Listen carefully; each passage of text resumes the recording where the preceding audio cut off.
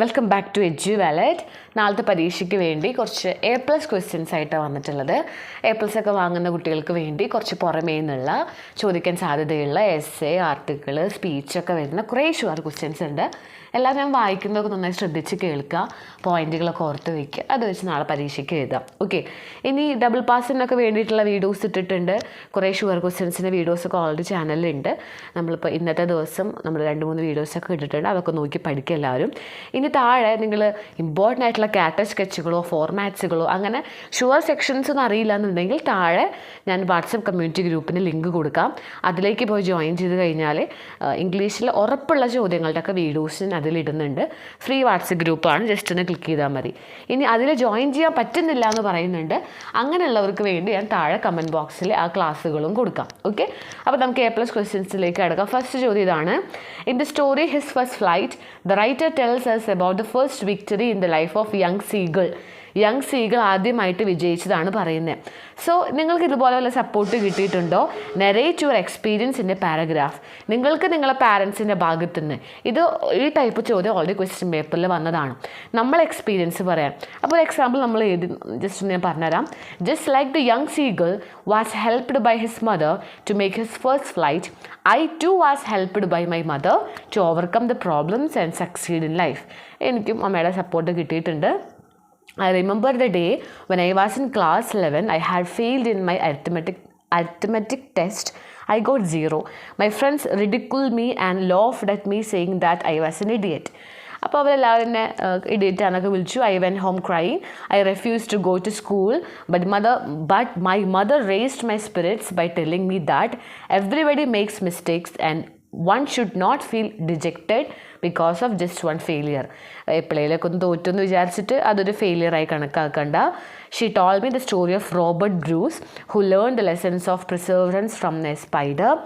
Bruce, who was the king of Scotland, was defeated and he ran away to forest. ഒരു രാജാവായിരുന്നു അദ്ദേഹം. Bruce രാജാവ് തോറ്റപ്പോൾ നാട് വിട്ട് കാട്ടിലേക്ക് പോയി. Utterly rejected. അദ്ദേഹം അത്രയും വിഷമിച്ച് ഡെസ്പായി അദ്ദേഹം നാട് വിടുന്നു. One day he was sitting and thinking about his cruel fate. He saw a spider jumping from one end of rock to another rock to wave its web. It failed the first time, the second time and third time. അങ്ങനെ അദ്ദേഹം കാട്ടിലിരിക്കുമ്പോഴാണ് ഒരു web, നമ്മൾ spider എന്നൊക്കെ പറയില്ലേ, 8 കാലി, അതതിൻ്റെ ആ വല വേറെ വേറെ ഭാഗത്തേക്ക് ഇങ്ങനെ സ്പ്രെഡാക്കുന്നത്. ആദ്യം ചെയ്ത് നോക്കി, പറ്റിയില്ല. സെക്കൻഡ് ടൈമായി, തേർഡ് ടൈമായി. He continued and on the 8th try, 8ാമത്തെ പ്രാവശ്യമാണ് it succeeded in reaching the other rock, അടുത്ത കല്ലിലേക്ക് എത്തിയത്. സോ ഇതിൽ നമ്മൾ മനസ്സിലാക്കണം, Bruce learn his lessons and he went back, organized his army and defeated with his enemy and become the king once again. വീണ്ടും try ചെയ്തു, അങ്ങനെ അദ്ദേഹം ഇതിൽ വിജയിച്ചു. അതേപോലെ my mother taught me arithmetic by showing me practical example and I became the first in the class scoring 100% mark. അപ്പം നമ്മൾ ഒരു പ്രാവശ്യം തോറ്റു എന്ന് വിചാരിച്ച് നമ്മളതിൽ പരാജയപ്പെട്ടു പോയി എന്ന് വിചാരിച്ച് ഡെസ്പായി ലൈഫ് തന്നെ പോയി എന്ന് വിചാരിക്കരുത്. We should try another time. നമ്മൾ വീണ്ടും we should try so we could achieve success. അടുത്ത ക്വസ്റ്റ്യൻ എന്ന് പറഞ്ഞാൽ കാറ്റർ സ്കെച്ച് ഓഫ് നെറേറ്റർ. നമ്മൾ serang of Rana ഗഞ്ചിയിലെ നെറേറ്ററിൻ്റെ character sketch എന്ന് പറഞ്ഞാൽ എന്താ? അത് പറയുന്ന ആൾ, ആ പറയുന്ന ആളാരാണ്? ആ സ്റ്റോറി ഇതൊക്കെ പറയുന്നുണ്ടല്ലോ. അപ്പോൾ അതിൻ്റെ കാറ്റർ സ്കെച്ച് ചോദിച്ചു കഴിഞ്ഞാൽ നിങ്ങൾ എന്ത് ചെയ്യണം? അപ്പോൾ അതിൽ AJ ക്രോണിനാണ് പറയുന്നത്. നടന്ന കാര്യങ്ങളൊക്കെ എഴുതുക. ഞാൻ വായിക്കുന്നില്ല. റാണാഗഞ്ചിയുടെ ഒക്കെ ഷോർട്ട് സമ്മറി നിങ്ങൾക്ക് അറിയാമെന്ന് വിചാരിക്കുന്നു. അപ്പോൾ കാറ്റർ സ്കെച്ച് ചോദിച്ചാൽ നിങ്ങൾ ആ നടന്ന കാര്യങ്ങൾ, ആളെന്തൊക്കെ ചെയ്തു എന്നുള്ളതൊക്കെ പറയാം. ഓക്കെ, സോ ജസ്റ്റ് ഒന്ന് കാണിച്ചു തരാം. നിങ്ങൾക്ക് ജസ്റ്റ് ഒന്നായിട്ട് വായിക്കാം. സ്ക്രീൻഷോട്ട് എടുത്ത് വെച്ചോളൂ, വായിക്കാം. സോ നെറേറ്റർ ആരാണ്? ക്രോണിനാണ്. Young and inexperience in his profession, had not learn to control. എങ്ങനെയാണ് പ്രശ്നങ്ങൾ വന്നാൽ അത് ഫേസ് ചെയ്യാൻ അറിയില്ല. He had passionate desire for success and wealth. Success ആവണമെന്നൊക്കെ പാഷൻ ഉണ്ട്, ആഗ്രഹമുണ്ട്. He was conscious of secret shame. അദ്ദേഹം വളരെ കോൺഷ്യസ് ആയി പെട്ടെന്ന് അറിഞ്ഞപ്പോൾ.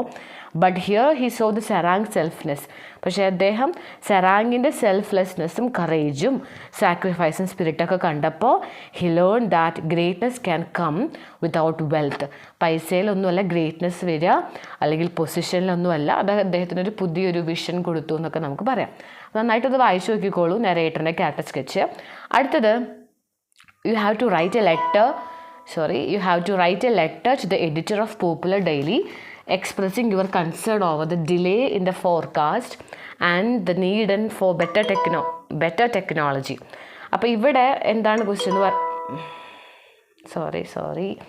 സോ ഇവിടുത്തെ ക്വസ്റ്റ്യൻ എന്ന് പറഞ്ഞു കഴിഞ്ഞാൽ നീഡ് ഫോർ ബെറ്റർ ടെക്നോളജി, നല്ല ടെക്നോളജി വേണം.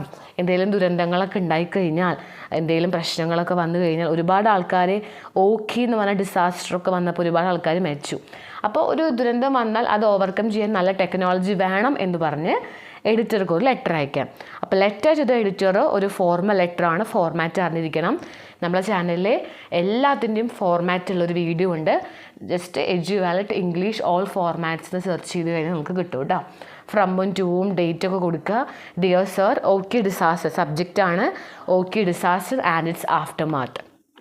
The cyclonic storm Oki that lashed the Kerala shore in the first week of December 2017 caused severe damage to structure and property and claimed the lives of at least 218 people of Kerala and Tamil Nadu. ഇത്രയും ആൾക്കാരൊക്കെ അതിൽ മരിച്ചു. Many are still missing and there is no news about them. Hundreds of fishermen lost their fishing vessels and nets and their homes were devastated. വീടും എല്ലാം വളരെ തകർന്നു പോയി.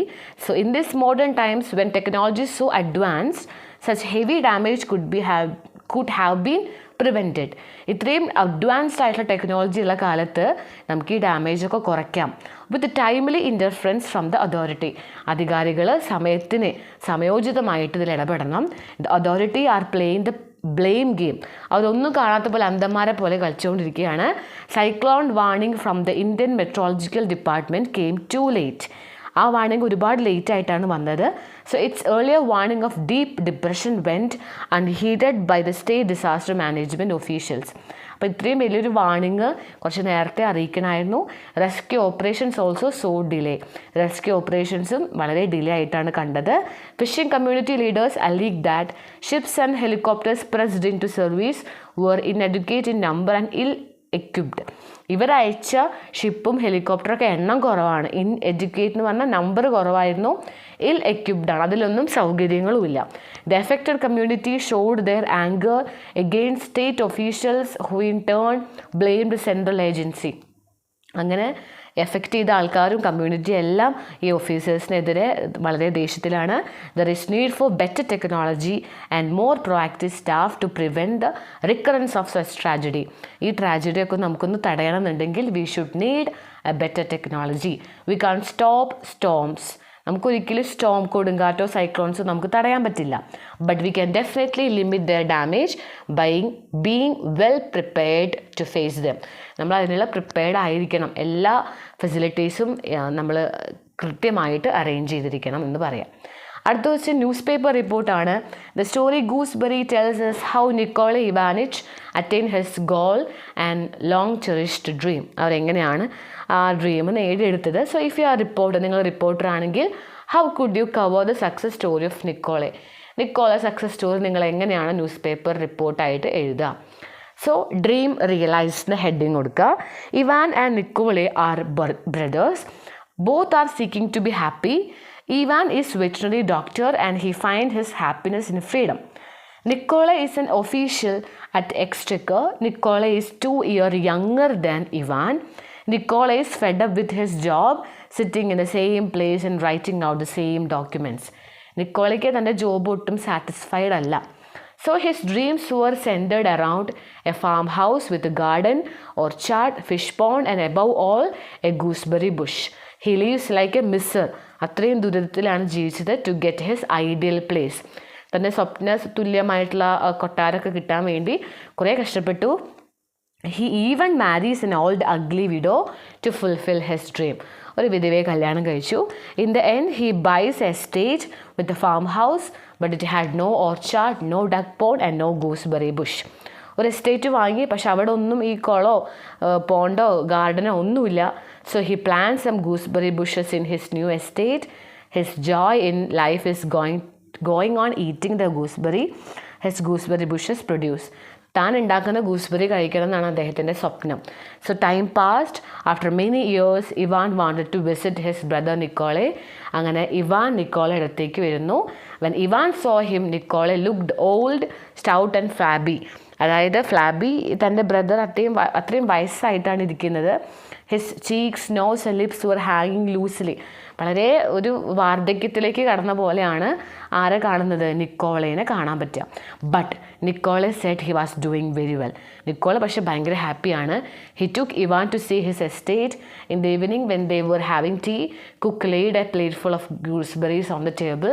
കുറേ ഗൂസ്ബെറീസ് ഒക്കെ കൊണ്ട് വെച്ചു. അങ്ങനെ നിക്കോള തൻ്റെ ഡ്രീമൊക്കെ അച്ചീവ് ചെയ്തു എന്ന് അങ്ങോട്ട് പറയാം. ഓക്കെ, ജസ്റ്റ് ഒന്ന് വായിച്ചു കിട്ടുള്ളൂ കേട്ടോ. അടുത്ത ക്വസ്റ്റ്യൻ, വാക്കിങ്ങിൻ്റെ ഇമ്പോർട്ടൻസിനെ കുറിച്ച് ചിലപ്പോൾ നമുക്കൊരു എസ്സേ ചോദിക്കാം, വാക്കിങ്ങിനെ കുറിച്ച്. സോ വാക്കിംഗ് ഈസ് ഒരു എസ്സേ ആണ് അല്ലെങ്കിൽ ആർട്ടിക്കിൾ ആണെങ്കിൽ ഹെഡിങ് കൊടുക്കുക. Walking helps both mind and the body. Walking is an excellent form of exercise and it is good for our health. A person who walk for about 3 kilometers a day can maintain his physique very well. 3 കിലോമീറ്ററിൽ നടക്കണം എന്നാണ് പറയാം. Walking give exercise not only to the body but also the mind.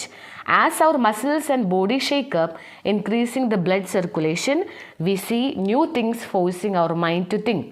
Blood circulation കൂടും, ബോഡിയൊക്കെ ഒന്ന് ഇളകുമ്പോൾ കുറേ നമ്മൾ ചിന്തിക്കാൻ തുടങ്ങും. So staying inside all the time makes one bored with life.